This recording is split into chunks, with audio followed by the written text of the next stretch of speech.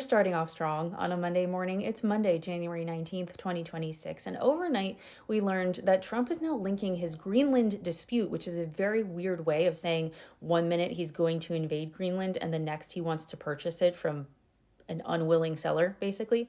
Anyway, he's linking it to not getting his Nobel Peace Prize, which is crazy behavior because I'm pretty sure Maria Corina Machado desperately tried to appease the Mad King by handing hers down to him. I don't know, a regift from Christmas or something.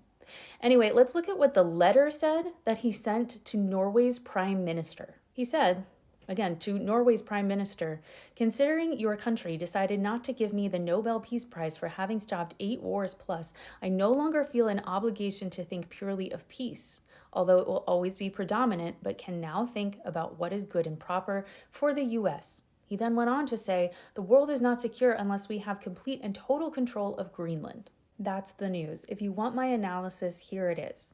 I immediately thought about tariffs, the idea of tariffing everyone everywhere for any little reason. This is something that Donald Trump desperately wanted to do in his first term. Except during his first term, he was surrounded with a cabinet and advisors who were still evil supervillains, but they had at least a decent head on their shoulders. They knew that putting tariffs on everywhere and everyone was going to be an issue for the American consumers because they are the ones that ultimately pay the price when tariffs are enforced. That being said, what did he do as soon as he hit the White House for the second term? He immediately started driving home the idea of tariffs, and before we knew it, he was out in the Rose Garden showing us a chart of every single country and what percent tariff they would be having placed upon them.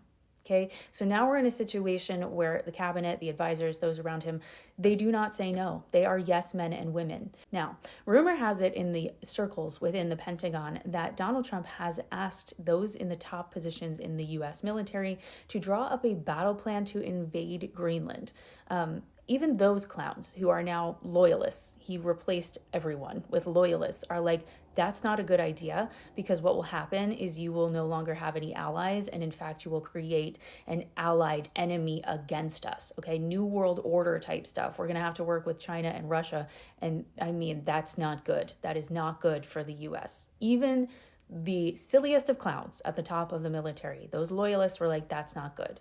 Except he won't stop talking about it. He keeps pushing. So now we're kind of in a wait and see position.